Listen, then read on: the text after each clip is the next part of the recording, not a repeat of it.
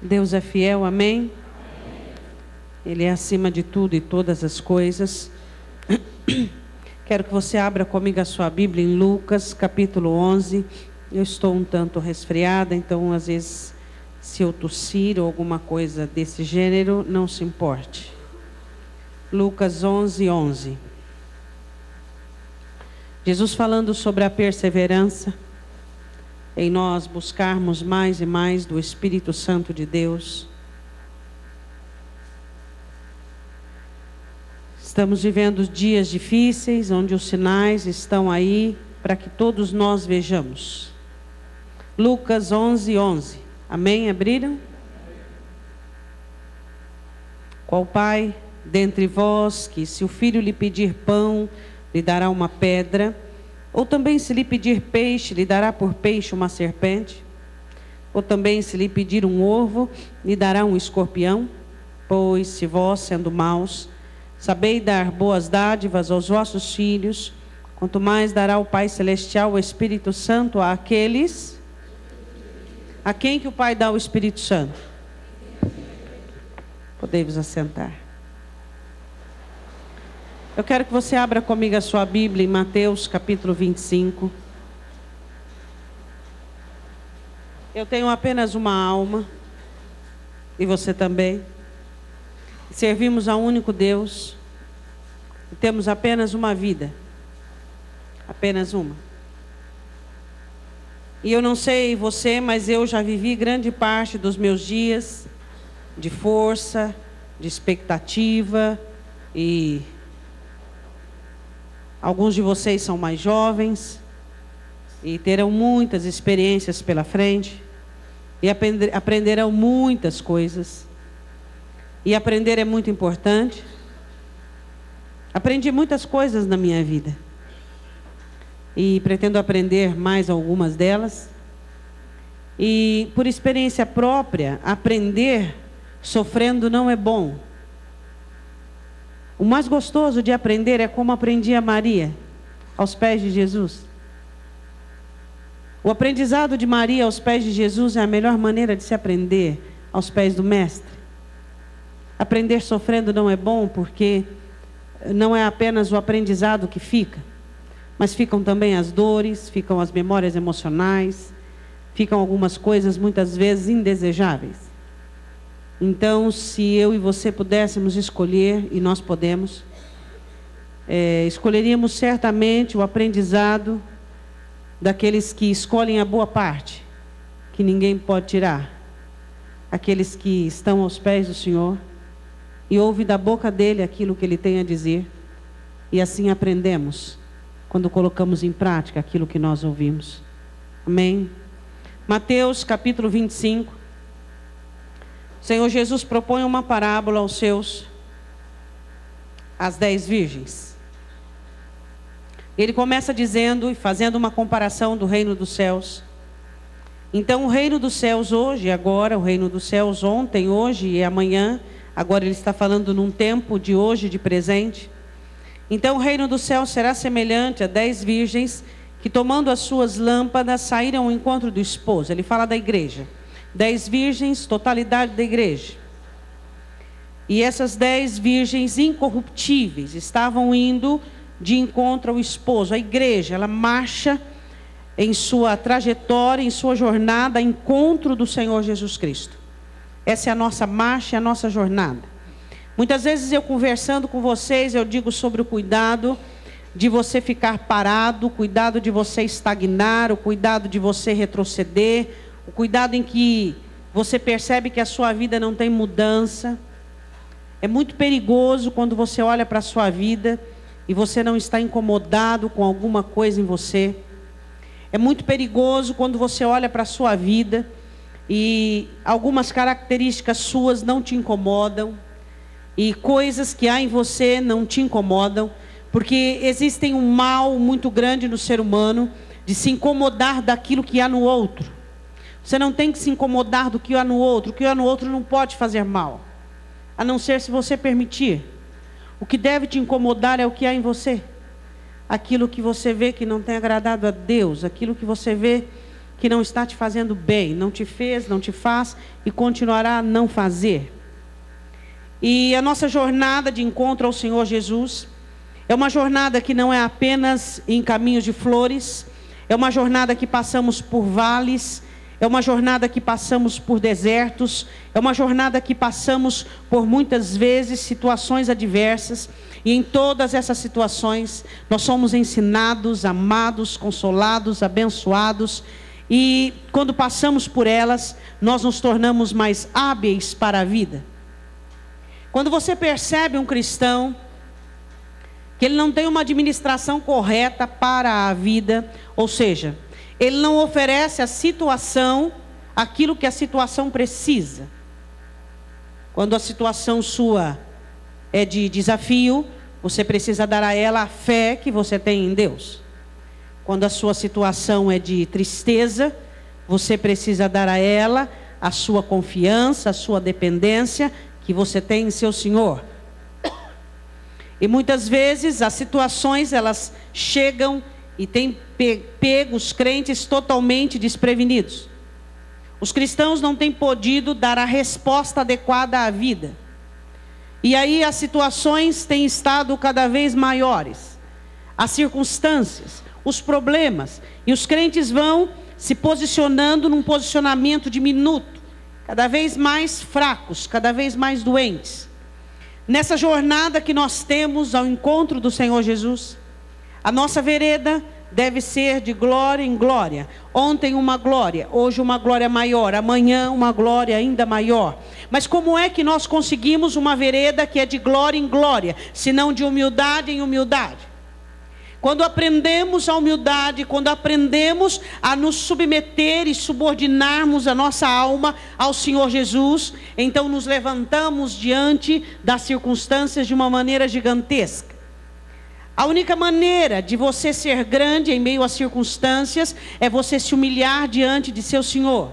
Essa é a jornada da igreja. E as virgens estão ao encontro do esposo. Diga glória a Deus. Versículo de número 2, características da igreja. 5 delas eram prudentes, sábias, e 5 nécias, loucas. Versículo 4, 3. As loucas, tomando as suas lâmpadas, não levaram azeite consigo. Diz 5 loucas, nécias, 5 prudentes e sábias. Características importantíssimas. Dizendo que as 5 loucas não levaram azeite consigo. Elas estavam baseadas no quê? Na peste deste século. Achar. Acha que é santo, acha que é salvo, acha que está certo, acha que está correto, acha que é assim mesmo. Elas achavam, supunham, e as suposições delas geraram as suas atitudes. Uma coisa tão séria como essa. Luz em meio à escuridão. Tá, você pode supor, quando você, eu vou pôr essa roupa aqui porque eu suponho que vai fazer calor, vai fazer frio. Qualquer coisa você leva um chale, alguma coisa. Agora, quando é uma coisa séria, a suposição não cai bem, não é mesmo? Elas supunham que ele não ia demorar-se. Elas acreditaram em suposições. Acharam, simplesmente acharam. Fala se essas virgens loucas não têm essa característica que é muito comum nos crentes de hoje em dia. Acham que está certo. Não, mas eu estou certo. Mas por que você está certo, sendo que a palavra diz outra coisa? Não, estou certo porque eu acho que eu estou certo. Por que você acha que é assim? Eu acho que é assim porque eu acho que é assim. Mas, espere um pouquinho, mas a palavra diz que não é assim. Então, como é que você acha que é assim? Porque eu acho que não tem nada demais. Mas o que é o seu achamento, achado, achismo, diante daquilo que está escrito? Essa é a sua proposição. O que eu e você temos que entender é que elas eram imprudentes, loucas e nécias, e confiaram em suas suposições. Não levaram, deixa eu pegar esse pouco, esse aqui dá. Eu acho que ele não vai demorar não. Então vamos. E você sabe o final da parábola? E na maioria das vezes também nós sabemos o final daquilo que fazemos hoje, no que vai nos levar. Todos nós sabemos. E eu quero perguntar, antes de continuar para você, sobre a questão do seu achar. Você acha que está correto? Você acha que está certo? Você acha que é assim mesmo? Você acha que está tudo normal? E aí? Eu vou dizer uma coisa para você que eu disse esses dias. E se você descobrir tarde demais como elas, que o achamento, o achismo, não estava com nada. Não é questão de arrancar um dente. Não. Você substitui e põe outro. Uma coisa é você ir num dentista, outra coisa é você aí fazer uma, 2, 3 pontos safena.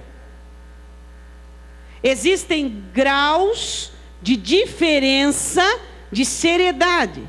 Aqui, elas estavam fazendo uma coisa muito séria, de uma maneira muito frívola e vã. A sua alma é o bem mais precioso que você possui. Nada há mais precioso do que a sua alma. Sua família não é mais preciosa. Sua vida nesta terra não é mais preciosa. A sua alma é o bem mais precioso que você possui.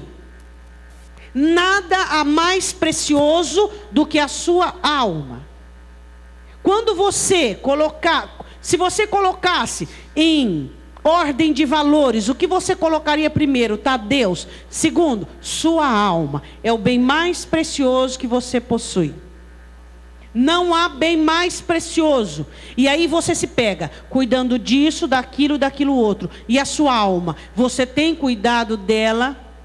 Azeite, unção, Espírito Santo. O Espírito Santo que Jesus Cristo nos ensina em João capítulo 14, versículo 16. E eu vos enviarei o Consolador. Por quê?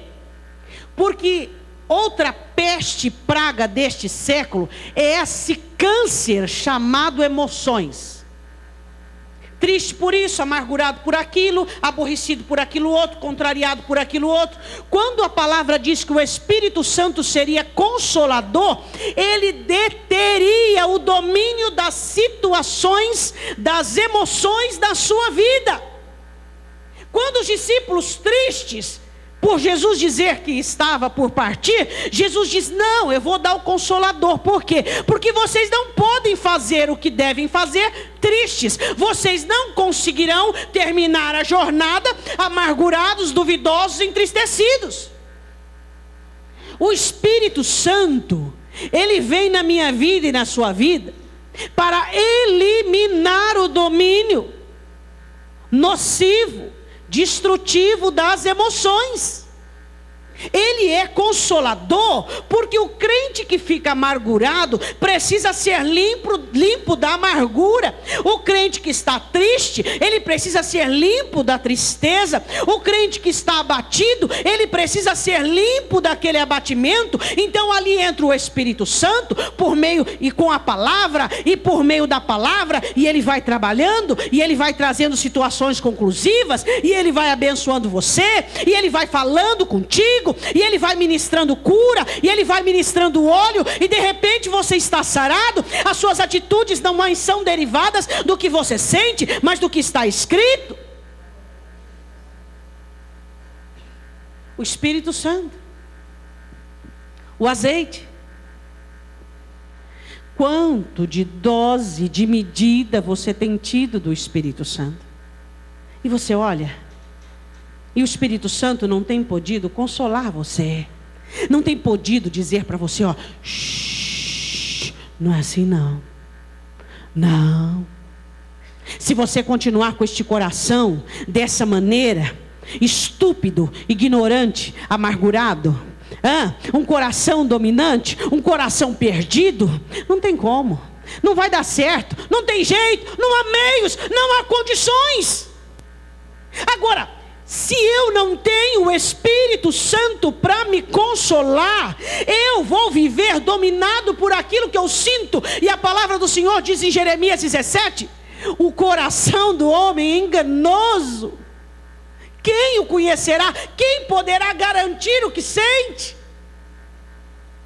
Aí nós olhamos e nós observamos os crentes com essa dose pequena do Espírito Santo, e movido e direcionado pelo que sente, pessoas que são nervosas, manifestando nervosismos, pessoas amarguradas, amargando, pessoas tristes, continuando em sua jornada de tristeza. E onde é que está o Espírito Santo para limpar, para ensinar a perdoar, para ensinar a amar, para ensinar a recomeçar? Onde é que está o Consolador?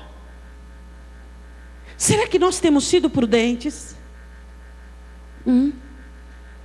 Se o Espírito Santo, agora, na minha e na sua vida, não puder consolar você e não te dar a alegria da salvação, o que dirá amanhã ou depois de amanhã, se vier algum problema ou uma situação adversa e você já não está pronto, e você já não está adequado, e você já não está bem? Acredito eu que até o último dia de minha vida em que eu puder pregar, eu vou ensinar você que se você seguir seu coração, você não estará seguindo a Jesus Cristo.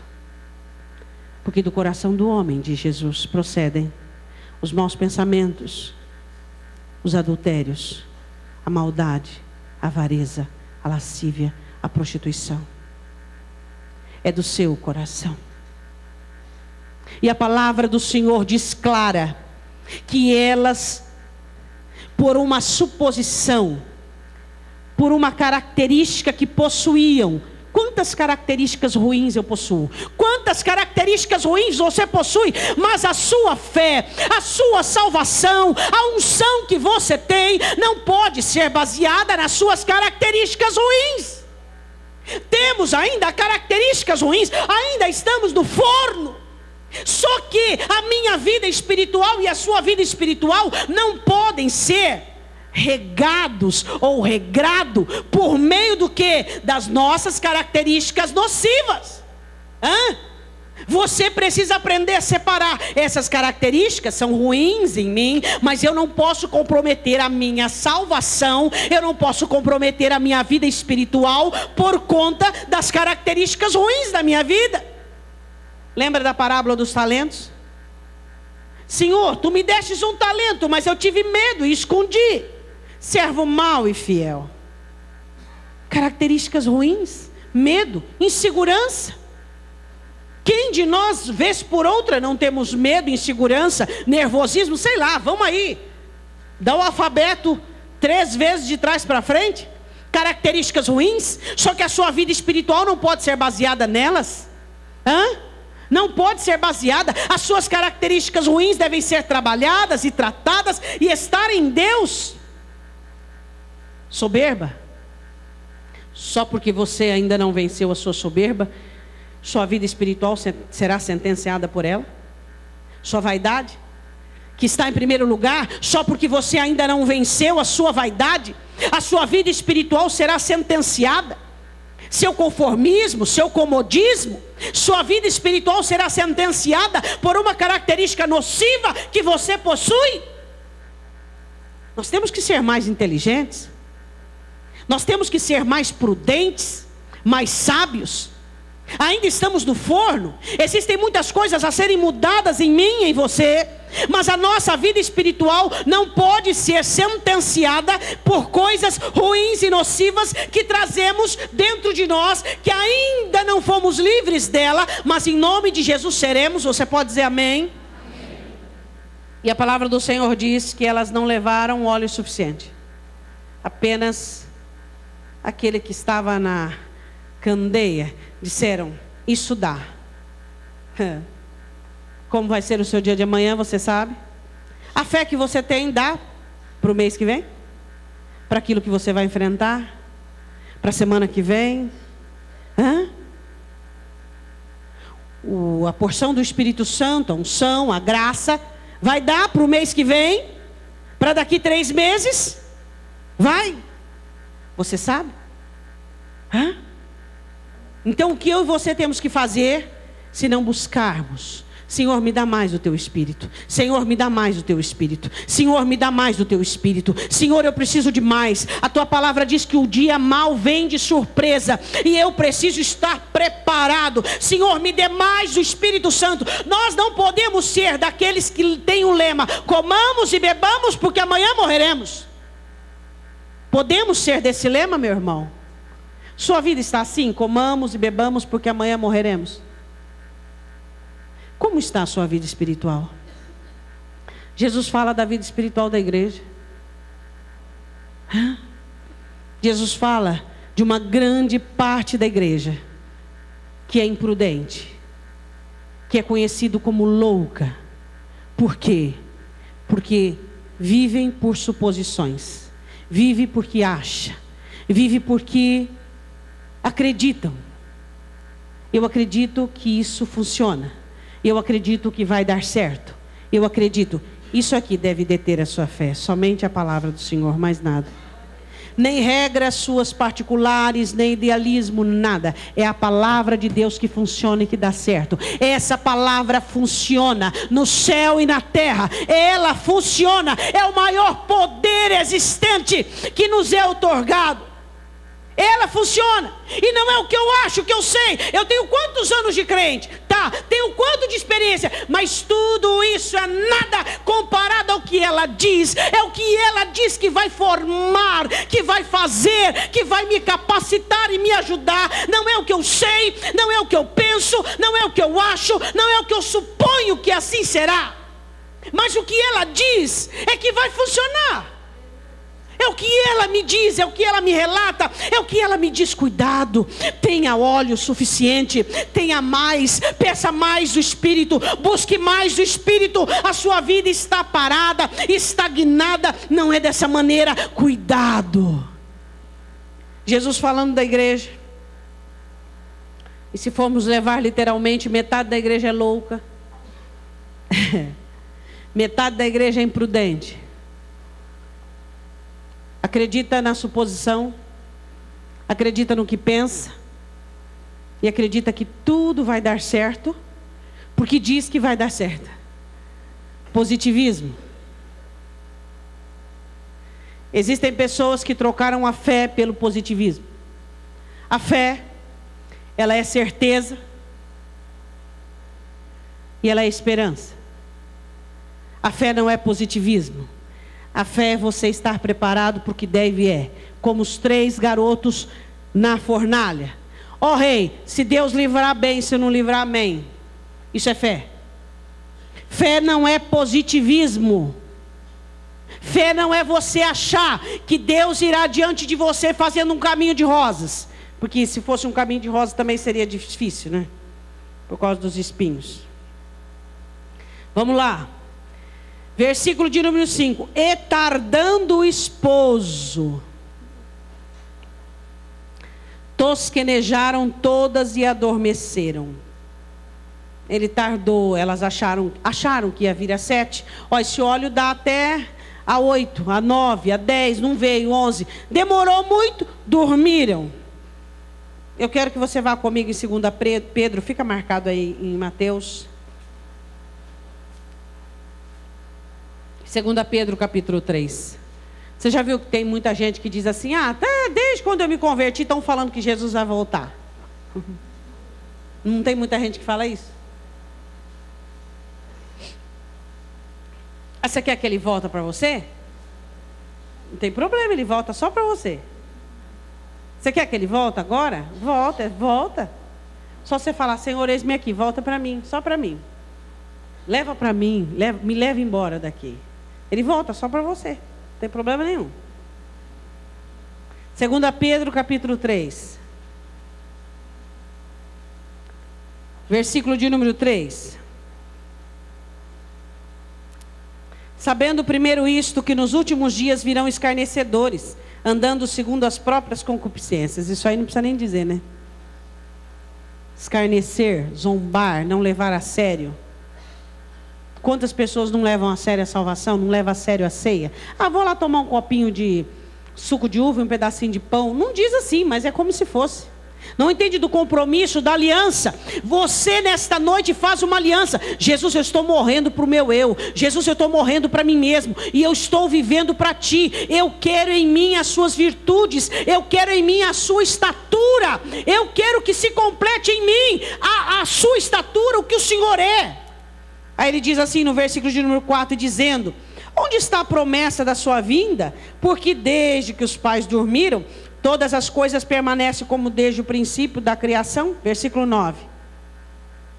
O Senhor não retarda a sua promessa, ainda que alguns a tenham por tardia, mas é longânimo para conosco, não querendo que alguns se percam, senão que todos venham a arrepender-se. Mas o dia do Senhor virá como ladrão de noite, de repente. O único aviso que eu e você temos é esse aqui, da palavra. Não vai vir nenhum anjo cochichar no ouvido de nenhum profeta, ó, semana que vem, dia tal, mês tal. Quando você vê essas baboseiras aí na televisão, que fulano fala isso aí, você não acredita? Não, tudo mentira. Tudo mentira, tem que crer na palavra do Senhor. Virá como ladrão de noite, no qual os céus passarão com um grande estrondo, e os elementos ardendo se desfarão, e a terra e as obras que nela há se queimarão. Diga glória a Deus. Volte comigo em Mateus. Diga comigo, Jesus tardou. Pedro diz que ele não tardou, que ele vai vir na hora certa. E algumas pessoas acham que Jesus está tardando porque está demorando. Mas ele vai vir na hora certa. É no momento exato. É na hora determinada. Só que ele vai vir de repente. Pode ser hoje à noite. Pode ser de madrugada. Pode ser amanhã. Pode ser qualquer hora. E aí? Você está preparado para o arrebatamento? Como é que eu sei, pastora, que eu estou preparado para o arrebatamento? É muito simples. As coisas de Deus, elas são simples. Você vai ver em Mateus 25, como é que você sabe se você está preparado para o arrebatamento. E tardando, versículo 5, o esposo, tosquenejaram todas e adormeceram. Mas à meia-noite ouviu-se um clamor. Aí vem o esposo, saí-lhe ao encontro. Então todas aquelas virgens se levantaram e prepararam as suas lâmpadas. As prudentes foram colocar mais óleo, porque já estava acabando a iluminação, e elas precisavam de luz para continuar percorrendo o caminho até o esposo, porque é a igreja que vai até Jesus, e não Jesus que vem até a igreja. E as loucas disseram às prudentes: dai-nos do vosso azeite, porque as nossas lâmpadas se apagam. Nós não temos condições de continuar o caminho, de percorrer, de terminar o caminho. Mas as prudentes responderam dizendo: não seja caso que nos falte a nós e a vós. Ide antes aos que vendem e comprai-o para vós. Quero falar sobre uma palavra no versículo 7. Prepararam as suas lâmpadas. Sabe quando é que você sabe se você está preparado? No versículo 10. As preparadas entraram porque no versículo 7 elas prepararam a candeia. Sabe quem que vai estar preparado para o arrebatamento? Quem se prepara agora. Você é uma pessoa preparada para vencer a tentação? Você é uma pessoa preparada para poder perdoar? Você é uma pessoa preparada para poder passar por provações? Você é uma pessoa preparada para blindar e guardar o seu coração de tal maneira que no seu coração não haja amargura, não haja dissensão, não haja coisas semelhantes? Quem estará preparado para o arrebatamento? Quem se prepara agora. Quem vai se preparando. Quem olha para si e observa e diz: espera um pouquinho. Eu não sou uma pessoa firme. Eu não sou uma pessoa forte. Eu preciso cuidar disso. Eu não sou uma pessoa que venço a tentação. Eu sou cobiçoso. Eu preciso cuidar disso. Eu não sou uma pessoa fácil de se lidar. Eu sou uma pessoa ignorante, implicante, chato. Eu sou uma pessoa indiscreta. Eu não posso continuar assim. Eu sou uma pessoa que não posso passar por provações. Quando eu passo por provações, eu começo a insurgir em mim mesmo e dizer: Deus me abandonou, Deus me deixou, e eu não quero mais nada, e eu não quero mais saber de ser crente. Eu não sou uma pessoa preparada. Quem melhor do que você sabe sobre você? Só o Espírito Santo. Você sabe de você, e não adianta você fazer vista grossa sobre aquilo que você está vendo, que Deus está te mostrando. Para o que você não está preparado? Coisas que você não está preparado, a vida está te mostrando o seu despreparo. A vida está te mostrando que você não resiste às tentações, que você não resiste à cobiça, que você não resiste. Quer ver comigo? Marca em Mateus 25, vai lá em Efésios capítulo 5. O que Paulo diz em Efésios? Efésios capítulo 5.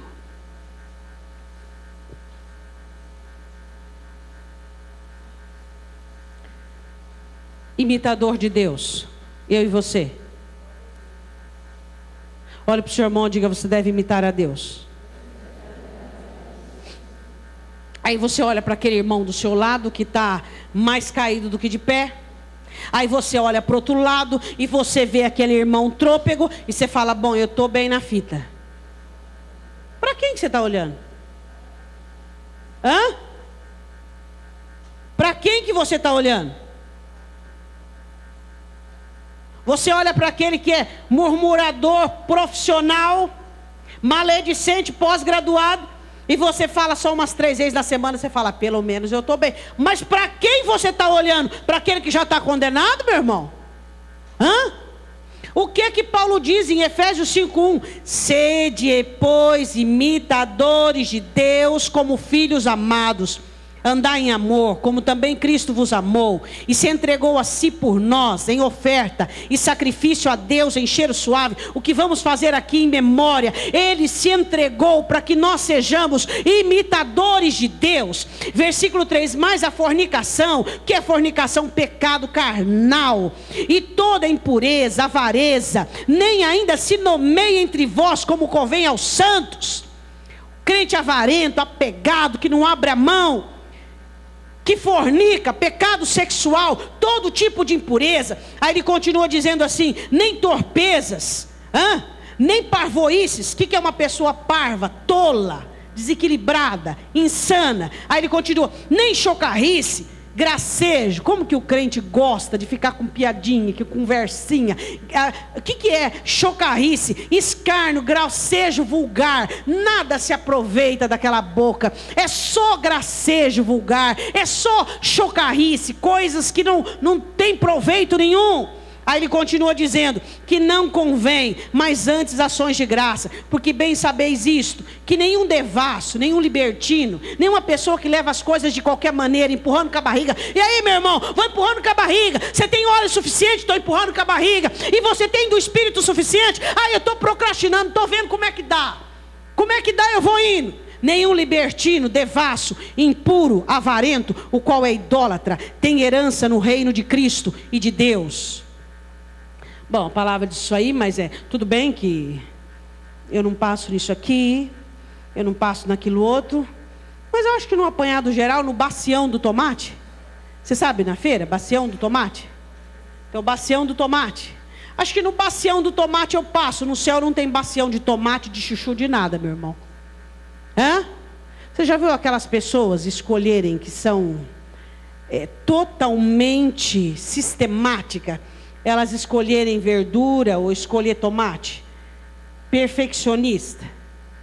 Se o tomate não era mole, fica mole na mão dela. De tanto que ela gira esse tomate para baixo, para cima. E ela olha todos os ângulos. Depois que o tomate aguentou a palpada dos dedos dela, porque ele estava muito firme, aí ela põe dentro do saquinho. O céu é mais ou menos, e muito mais, e muito mais. Não tem bacião no céu. Não tem bacião. Eu não passo nisso, mas no bacião eu vou. Não tem bacião. É um por um, é uma análise peculiar. E a análise é dessa palavra, é olhando para Cristo e para você. Não é para aquele irmão torto, não é para aquele irmão que não anda certo. Não, é para Cristo e para você. É a forma. Cristo é a forma. Ele é a forma. Não é para aquele, eu estou bem, porque olha aquele. Para com isso aí. Para. Irmãos, olhe para Cristo. Ele, só Ele. Você deve ser imitador dele. É para Ele, é para Ele, é para Ele, é nele, é por Ele. E Paulo continua dizendo: ninguém vos engane, versículo 6, com palavras vãs. Sabe o que Paulo quis dizer? Não acredite nessas pessoas que dizem: irmão, não é bem assim também não.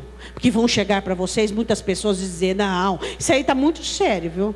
Esse céu aí está muito sério. Não é bem assim não. Paulo diz: ninguém vos engane com palavras vãs. Vão surgir muitas pessoas que vão dizer assim: não é bem assim não. Também não é. Não mesmo. Ninguém vos engane com palavras vãs, porque por estas coisas vem a ira de Deus sobre os filhos da desobediência. Portanto, não sejais seus companheiros. Não sejais companheiro de avarento.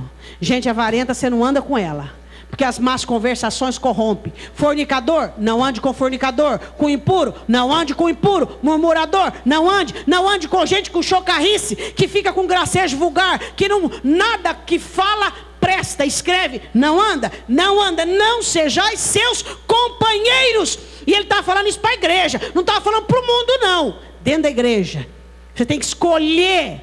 Olha, um murmurador não anda com um bendito. Não dá certo, os dois choca. Quando você olhar para o murmurador, ele está sempre ladeado a outro murmurador. Quando você vê um cobiçoso, ele está ladeado a outro cobiçoso. Uma cabeça fraca, sempre junto com a cabeça fraca. Não sejais companheiros de quem não tem nada para te oferecer. Conheceu Jesus? Quer? Você vai fazer o que, né, irmão? Escapa-te por tua vida. Versículo 8. Noutro tempo erais trevas, mas agora sois luz no Senhor. Andai como filhos da luz.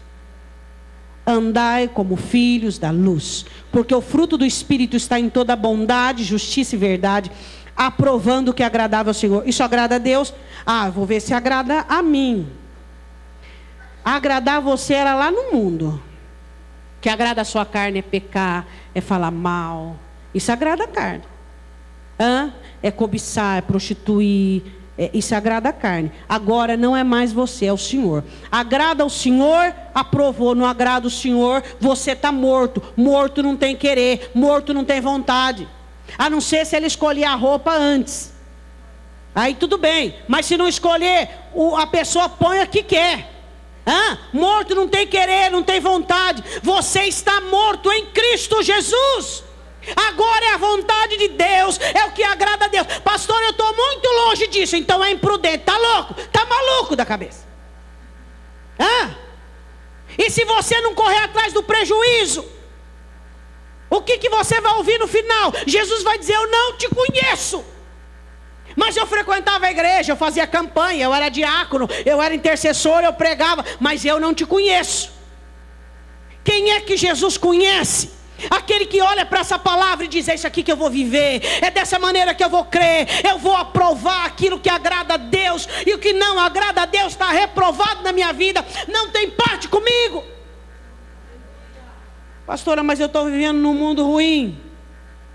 Mas Jesus é bom, meu irmão. E se Jesus não te convenceu que Ele é bom, nada mais te convencerá. Versículo 10. E aprovando o que é agradável ao Senhor, e não comuniqueis com as obras infrutuosas das trevas, antes condenai-as. Não se comunique, não tenha nenhum relacionamento, condene. Isso Deus não se agrada, está condenado. Para mim isso aí está condenado, para mim isso aí não tem vez na minha vida. E ele continua dizendo assim: porque o que eles fazem em oculto, até dizê-lo, é torpe. Versículo 13, mas todas essas coisas se manifestam, sendo condenadas pela luz, porque a luz a tudo manifesta. O Espírito Santo, ele entra dentro de mim e de você, e vai mostrando o que está errado, e a palavra vai rebuscando, e mostrando: olha aqui, ó, você é invejoso, olha aqui, você é cobiçoso, olha aqui como você é débil, imprudente. Está ouvindo essa palavra? Está ouvindo? Você é imprudente, é louco, você não tem do Espírito Santo, não tem se preparado, você não está nem preparado para aquilo que está diante de ti, que dirá para o arrebatamento. Então desperta, ó tu que dormes, levanta-te dentre os mortos, e Cristo está te esclarecendo. E ele continua dizendo, versículo 14: desperta, ó tu que dormes, levanta-te dentre os mortos, e Cristo te esclarecerá. Portanto, vede prudentemente como andais, não como nécios, mas como sábios. Nécios e sábios, nécios e sábios. Deus não tem dó, Deus ama. Você acha que Deus tem dó do teu defeito? Dó da minha mazela? Não. O Senhor quer destruir o mal que existe em mim, destruir o mal que há em você. Deus não tem dó. E nós ficamos com dó, ficamos às vezes compungidos, não queremos ficar livres disso, daquilo e daquilo outro. E Paulo continua dizendo: eu não posso ser nécia, mas sábia. O que ele fala de sábio e de nécio? Nécio é aquele que vive nas trevas, que comunica com as obras das trevas e não a condena. Nécio é aquele que tem participação e é companheiro de todo aquele que pratica o pecado. Mas sejais sábios, condenai o que é mal, apenas o que agrada o Senhor. O sábio é aquele que vive o que agrada a Deus. Ele continua dizendo, versículo 16: remindo o tempo, salva o teu tempo, meu irmão, porquanto os dias são maus. Os dias são maus, são. Amanhã vai ter várias tentações para você, seus dias ocupados nessa semana, para que você não ore, não busque.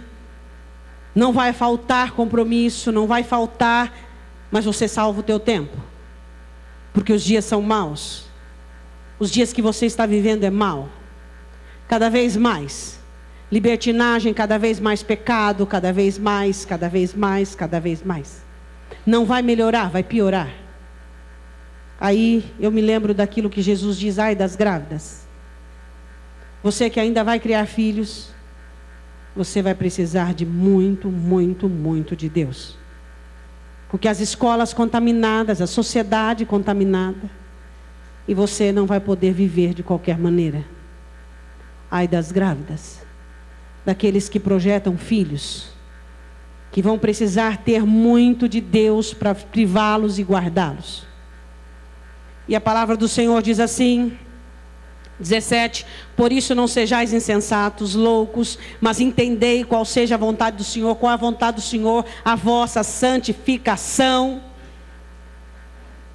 Não vos embriagueis com vinho em que há contenda, mas enchei-vos do Espírito, falando entre vós com salmos, hinos, cânticos espirituais, cantando e salmodiando ao Senhor no vosso coração, dando sempre graças por tudo a nosso Deus e Pai, em nome de nosso Senhor Jesus Cristo, sujeitando-vos uns aos outros no temor de Deus. Diga amém. Volte comigo em Mateus 25. O noivo tarda, e as imprudentes, as nécias, que levava tudo numa boa. Você olha para a vida de um crente, está tudo numa boa. Como é que está, irmão? Graças a Deus, está tudo numa boa. Ele não salmodia, não fala em línguas estranhas, ele não conhece a Escritura, não conhece a palavra, ele não é frequentador dos cultos, e ele diz que está tudo numa boa. Eu não estou entendendo o que é esse negócio de estar numa boa. Só se está na boa, na beira do rio, no lamaçal, aí tudo bem. Não consigo entender o que justifica você achar que está tudo bem, porque você é próspero, porque você é abençoado, porque você está com saúde, porque você está bem. E só por isso você está bem espiritualmente. Lembra da igreja de Laodiceia? Rica, farta, poderosa. Jesus diz: você é desgraçada, cega, miserável, nua. Você não tem nada de mim. Você é uma pessoa abençoada e próspera, porque Deus é bom. Isso não tem nada a ver com a sua vida espiritual. Sua vida espiritual é uma. E aquilo que Deus tem feito por você, por amor e misericórdia, é algo. Sua vida espiritual deve estar diante do Senhor. E o Espírito Santo deve dar a você as considerações sobre sua vida espiritual. E não você. Como está a sua vida espiritual? Está bem. Por que está bem? Você está conseguindo perdoar 70 vezes 7 ao dia?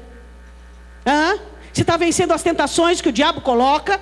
E as provações? Você tem passado pelas provações, dando glória a Deus, confiando no Senhor? E as suas misérias têm estado diante do altar do Senhor todos os dias, chorando, dizendo: Senhor, visita-me e vê o que há em mim que não te agrada? Então está bem, do contrário não. Como é que está a sua vida espiritual?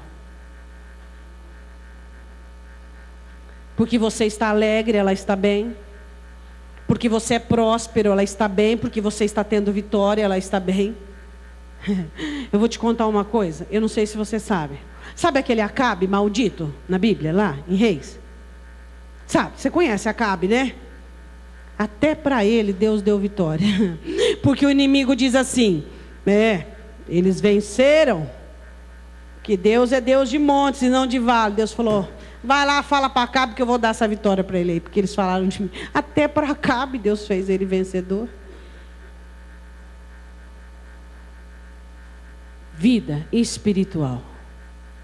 Você tem uma? Você tem uma vida espiritual?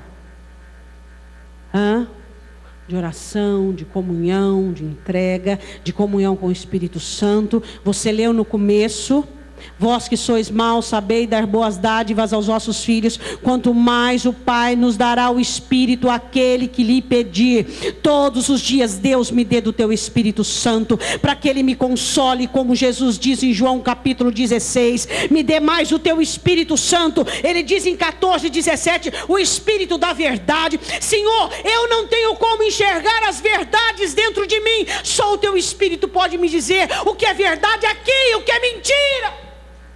Sansão achava que tudo nele era verdade. Davi achava, quando pecou, que tudo estava certo, não tinha consciência. Judas achava que estava correto. Quantas pessoas enganadas, porque não podiam mais ouvir o Espírito Santo de Deus. E Jesus diz: esse Espírito da verdade, ele vos guiará em toda a verdade. A verdade não é o que eu penso, meu irmão. A verdade não é o que eu sinto. A verdade não é o que você acha, o que você pensa, o que você sente. A verdade é aquela que o Espírito Santo te diz. E ele te fala. E ele trabalha. E o Senhor diz assim em João 16, 7, 8, que ele convencerá do pecado, da justiça e do juízo. Ele chega para você e diz assim: isso é pecado. Isso é pecado. Isso é pecado. Ele convence você dizendo assim: isso não é justo. A justiça de Deus é assim. E ele chega para você e diz: olha, vai ter o juízo. Até uma palavra que você disser vai estar em pauta. Só ele consegue convencer. A mim é você. Só ele. Aí, se você não buscá-lo, você será convencido por si mesmo, por suas emoções, pela circunstância, pela situação. Por mim, longe de mim isso. Só o Espírito Santo pode convencer você. E o Senhor Jesus continua dizendo: e ele vos guiará em toda a verdade, e glorificará a mim. Este é o Espírito Santo. Eu queria perguntar, se você fosse medir o quanto você tem do Espírito Santo, qual seria a medição? Já parou para pensar nisso? Assim? Um pouco mais? Um pouco mais? Assim dá? Dá assim? Não tem mais lugar em você para pôr? Tem, né?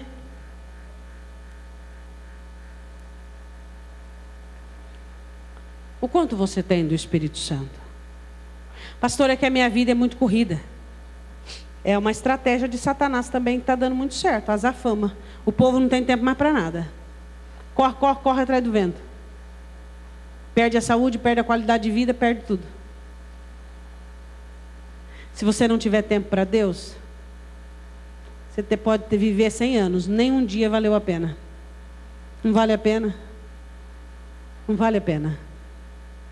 Se você não tirar alguns momentos do seu dia para buscar o Senhor, seu dia não valeu a pena. Porque o que conta é a sua eternidade. O que conta é a sua salvação.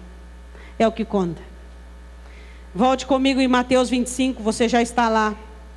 As loucas disseram às prudentes: nós precisamos de azeite, porque as nossas lâmpadas se apagam. Davi dizia: Senhor, que os ímpios tenham as suas lâmpadas apagadas nas trevas. Lâmpadas apagadas nas trevas. Não sabe para onde ir, não sabe o que caminhar. Você não pode pegar do Espírito que há em alguém. E não, cada um de nós temos que buscar o que do Espírito Santo precisamos. E as prudentes disseram: vá comprar. Dinheiro elas tinham, elas não tinham óleo. Fala assim, olha para o teu irmão e fala: você tem dinheiro? E óleo? Elas tinham dinheiro. Interessante, elas levaram dinheiro, mas não levaram óleo de sobra. Dinheiro elas tinham, elas não tinham óleo. Tem dinheiro? O dinheiro não vai te bancar na hora que você vai precisar do Espírito Santo. Não resolve. E aí, como é que faz? Elas pegaram o dinheiro que tinham e foram comprar óleo. Só que foram comprar atrasado. Diga assim comigo: atitudes certas em horas erradas. Às vezes você tem a atitude certa, mas na hora errada. Elas foram comprar, deveriam ter ido comprar antes. Existem coisas que você tem que fazer antes, não depois. Depois que você caiu na tentação, você vai saber que aquilo é errado, que você tem que fugir da aparência do mal. Depois que você for fracassado na provação, que você tem que entender que você precisa estar preparado para as situações que você vai enfrentar. E aí? Atitudes certas devem estar nas horas certas. Elas foram comprar. Versículo de número 10. E tendo elas ido comprá-lo, chegou o esposo. E as que estavam, diga preparadas. Diga preparadas. Será que vamos estar preparados? Ai, pastor, essa é uma incógnita. É nada. Não é incógnita. Você sabe se você está preparado para o arrebatamento. Como? Quando você vê: estou preparado para a tentação, não caí nela. Eu estava preparado para a provação. Eu dei glória a Deus no deserto.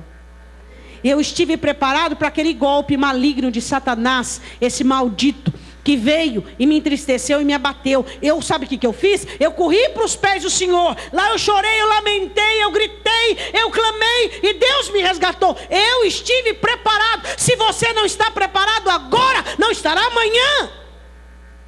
Você tem que estar preparado agora para tudo aquilo que tem vindo à sua vida. Para os golpes, para os dias maus, para as necessidades, para as adversidades, condenando as obras das trevas, se esvaziando do mal e enchendo-se do que vem de Deus. As que estavam preparadas foram. O Espírito Santo está aqui para quê? Preparar a mim e para você. Eu e você, prepararmos para o arrebatamento. O Espírito Santo veio para trabalhar. Ele não veio para fazer ninguém ter chilique. O Espírito Santo não veio para fazer ninguém arrepiar. Não, ele veio para trabalhar em mim, trabalhar em você, nos convencer, nos guiar, nos dirigir. Ele vos guiará em toda a verdade. Ele vos ensinará todas as coisas e vos fará lembrar daquilo que eu vos tenho dito. Ele vos convencerá, ele vos consolará. O Espírito Santo foi enviado por Cristo para estar conosco e trabalhar em nós. Agora a questão é, se você tem permitido com que Ele trabalhe, se você tem o buscado e dito: Espírito Santo, me console, não faça, não permita com que eu viva os meus sentimentos. Espírito Santo, me ensine, me redargue, me corrige, me faz amar a verdade, me faz ouvir e querer a verdade. Só o Espírito Santo nos garante o arrebatamento. Jesus diz isso aqui, nessa parábola. O azeite é símbolo do Espírito Santo. O Espírito Santo nos garante o arrebatamento. E Jesus diz assim: quem pecar contra o Pai, contra o Filho, mas contra o Espírito não.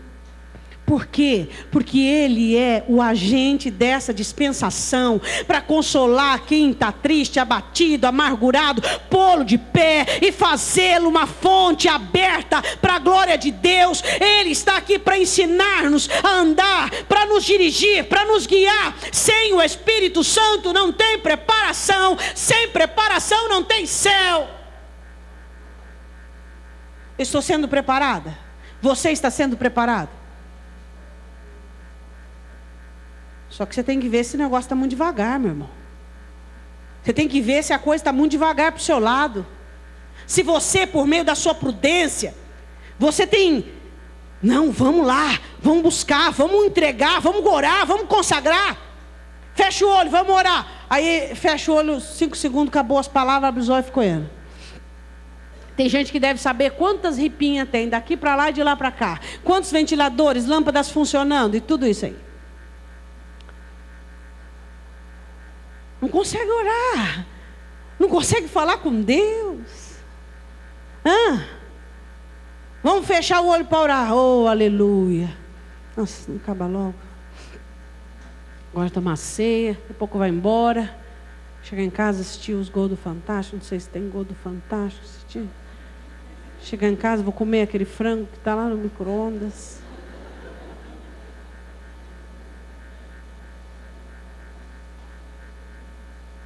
O porquê do som da risada? Só porque é verdade. Só porque é verdade. E a sua salvação, e a sua vida espiritual? Vai levando de qualquer maneira. Nós estamos num tempo onde os evangélicos têm que ser evangelizados. Onde os crentes têm que ser salvos. Hoje não é o mundo que precisa ouvir falar de Jesus, a igreja precisa ouvir falar de Jesus. A igreja não ouve falar de Jesus mais. A igreja não conhece mais Jesus. Você sabia disso? A evangelização hoje é dentro da igreja. A igreja precisa se converter. É a igreja. É a igreja que precisa de Jesus Cristo. A igreja precisa ouvir falar de Jesus. A igreja não quer mais ouvir falar de Jesus. A igreja não quer mais ser cristã. Ela não quer mais saber de cruz. A igreja precisa se converter. Continuando. As que estavam preparadas entraram com ele para as bodas e fechou-se a porta. Diga: eu espero esse dia. A porta vai fechar. Aleluia. Ó, irmão, falar a verdade, eu e você não vemos a hora, não é mesmo? Hoje a porta está aberta, só que a porta é estreita. Ela não é espaçosa, igual esses crentes pensam. Porque tem crente espaçoso. E ele acha que a porta é espaçosa, é larga. Isso pode, isso pode também. Deus não vai se incomodar com isso, não vai se incomodar com aquilo, não vai se incomodar com aquilo outro. Aí você chega para sua esposa e fala assim: não, eu já fiz as contas aqui nessa rua, temos 6 vizinhas. Cada dia eu vou dormir com uma, mas é um dia só por semana. Depois eu paro aí um mês, depois volto, durmo. Quê? Mas é só um pouquinho. Estou casado com você há 20 anos, vou dormir uma vez por semana. Qual é o problema? Qual é o problema? Qual é o problema do pouquinho? É que é a mesma coisa. O pouquinho é a mesma coisa. Não se fala de quantidade, se fala de feitos. O pouquinho é a mesma coisa. Eu vou paquerar, mas só um pouquinho. Prometo que eu vou olhar só no olho. E daqui para cima. Só um pouquinho. Não vou cobiçar o resto, só o rosto. Aí você vai falar com a minha esposa, não, tudo bem, pode olhar. Se for só o rosto, pode cobiçar. Você fala isso aí? E você acha que Deus fala? Deus fala, você não fala. O que é teu, não pode olhar, não pode cobiçar. Mas o que é de Deus, é do diabo, é do mundo, é da carne, é do inferno, é de todo mundo. É assim que funciona? Não. Não sabeis vós que o Espírito que habita em vós tem ciúmes? E é de Deus, e Ele não permite, é de Deus. Isso aqui está errado, tira isso aí dentro de você. Ó, esse negócio de pouquinho aqui, pouquinho ali, acaba com isso aí de uma vez. Quando é que você vai aprender a ser crente? Você nunca escutou o Espírito Santo falar isso para você não, meu irmão? Versículo 11. E depois chegaram também as outras virgens, dizendo, Senhor, Senhor, abre-nos. Aí eu me lembro daquela expressão de Jesus, eis que estou à porta e bato. Interessante, né? Hoje Ele está batendo a porta do meu e do teu coração, não é verdade? Eis que estou à porta e bato. Aquele que ouvir a minha voz, se abrir a porta, eu entrarei, cearei com ele e ele comigo. Hoje Ele está batendo a porta do meu coração. Deixa eu entrar para te fazer santo. Deixa eu entrar para te fazer diferente, para te fazer crente. E aí, coração endurecido, coração endurecido. Não, porque assim tá bom. Não, porque esse negócio de ser muito crente, muito compromisso. Não. Só que um dia, quem vai estar do outro lado da porta são os que hoje não abrem a porta para Ele. Fala a verdade, você não pode ser um pouquinho mais crente hoje? Fala, você não pode ser um pouquinho mais crente do que você é hoje? Um pouquinho mais. Estou dizendo assim de você deitar leproso e acordar na mão curado. Não. Um pouquinho mais crente, um pouquinho mais prudente, um pouquinho mais buscando, só um pouquinho, para o seu bem, para o meu não, para o seu bem, um pouquinho mais. Por quê? Porque hoje Ele está à porta do seu coração, batendo, dizendo, eu quero ser seu Deus, eu quero santificar você, eu quero limpar você, eu quero te fazer crente. Mas amanhã pode ser um de nós que estejamos batendo a porta, dizendo, Senhor, me abre, me abre, me abre. Sabe o que Ele vai dizer para estes que hoje não abrem para Ele? Em verdade, versículo de número 12, vos digo, eu não vos conheço, eu não te conheço. Quando eu quis mudar você, você não quis. Quando eu quis santificar você, você não quis. Quando eu quis moldar a sua vida, quando eu quis te ensinar a condenar as trevas, quando eu quis te ensinar a parar de andar com mal companhia dentro da igreja, você não quis. Quando eu quis, você não quis. Então eu não te conheço. E aí ele diz assim, versículo 13, vigiai. Pois porque não sabeis o dia nem a hora em que o Filho do Homem há de vir. Tem que ter óleo.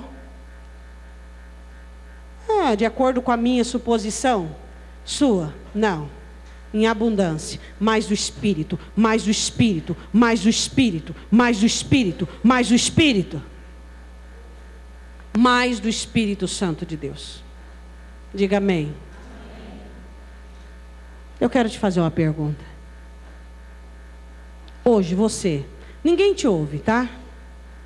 Você, nessa divisão aqui de 5 de um lado e 5 para o outro. Nécias e sábias. Qual turma você está? A nécia. Comamos e bebamos que amanhã morreremos. Oh, vou casar, aleluia. Oh, vou ter filho, aleluia. Oh, vou construir uma casa, aleluia. Oh, Jesus voltou. Não é aleluia, não. Porque tem gente que é abduzido. Ele não consegue viver nesse mundo, casar, ter filhos e cultivar uma vida espiritual. Não, é imprudente. Ele vive, ele está construindo um negócio, ele tem um trabalho, ele tem um negócio, ele se dá por inteiro. Para Jesus sobra nada, nem migalha.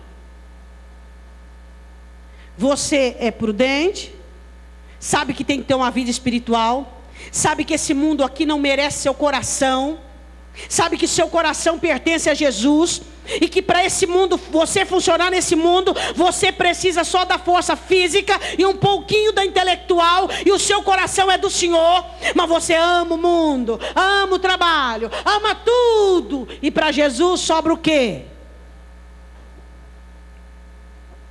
Fala a verdade. Hoje, agora, qual o seu maior comprometimento? Com o que você é mais comprometido? Vou te dar 3 chances. Com você, com a sua família e com o trabalho.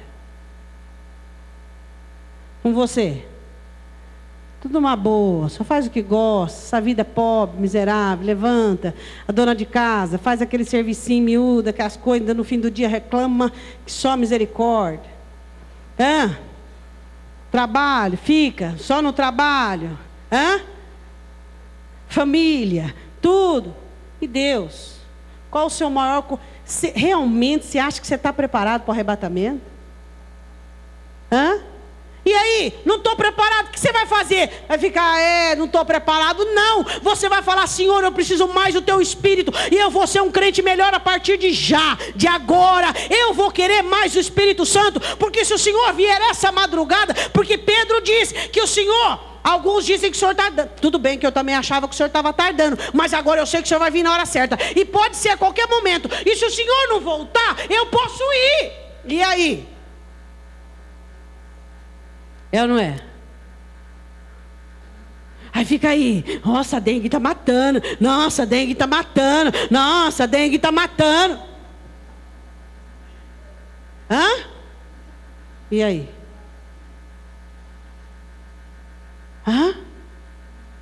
Esteja preparado.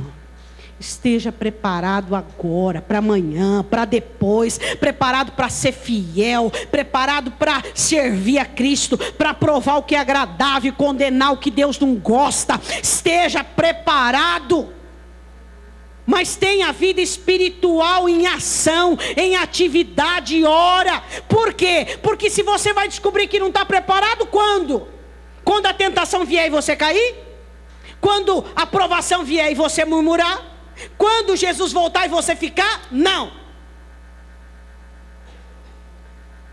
Não. Você descobriu que não está preparado agora. Então você tem que fazer agora, já a sua parte. E aí você vai orar? De que jeito? Sabendo que, se você ouviu e veio e diz, eu não estou preparado, que jeito você vai orar? Oh, aleluia. Sim, Senhor. Sim, Senhor. Irmão, é que não é reza de padre, não. Quem tem voz clama, ora, faz oração, fala com Deus. Como é que você vai orar? Como é que os despreparados oram? Igual os loucos. Senhor, tenha misericórdia de mim. Senhor, me livra. Senhor, me abençoa. Senhor, eu vou confessar, eu vou colocar. Agora os despreparados, como é que eles oram? Alguns. Oh, aleluia, acaba logo, Senhor. O Senhor fala, uma hora eu vou acabar mesmo, e você vai ver só. E aí? Se fosse, mas é a sua salvação. Tudo vai ficar aqui. E vai ficar. Tudo que você construiu, tudo que você fez vai ficar. A única coisa que você vai levar é o que você fez para a sua alma. É o que você vai levar, é as obras que você fez para a sua alma. Eu quero que você feche os seus olhos.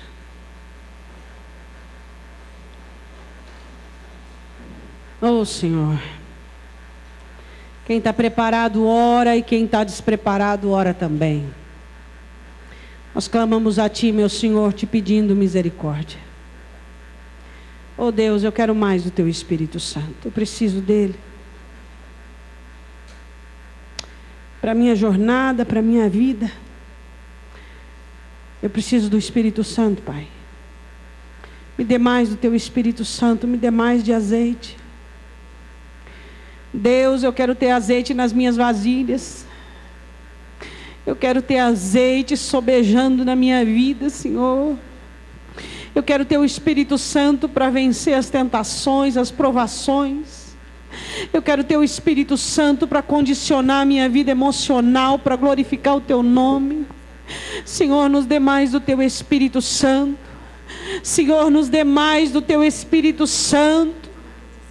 Oh Deus, nos dê mais do Teu Espírito Santo. Oh Senhor, faz chover sobre nós. Ore canta labachurianda labas. Vem Espírito Santo de Deus. Nós não queremos descobrir. Eu não quero descobrir coisas sobre o meu despreparo por meio do sofrimento. Eu não quero que o teu povo descubra o despreparo deles por meio das quedas, da apostasia, do esfriamento. Eu não quero, meu Deus. Senhor, eu quero que o Senhor nos mostre agora o nosso despreparo, meu Senhor. O quanto estamos despreparados para esta vida. O quanto estamos despreparados, o quanto somos despreocupados com a unção que é em nós, com a porção do teu Espírito que é em nós. Oh Espírito Santo de Deus, nós precisamos mais e mais de Ti. Nós clamamos por mais de Ti, Espírito Santo. Nós clamamos por mais de Ti. Eu não me conformo com o que eu tenho, pois eu sei que há mais de onde veio o que nós possuímos. Espírito Santo, vem convencer-nos, ensinar-nos, guiar-nos, consolar-nos. Vem Espírito Santo fortalecer aqueles que não têm podido vencer o mal, que eles consigam vencer o mal.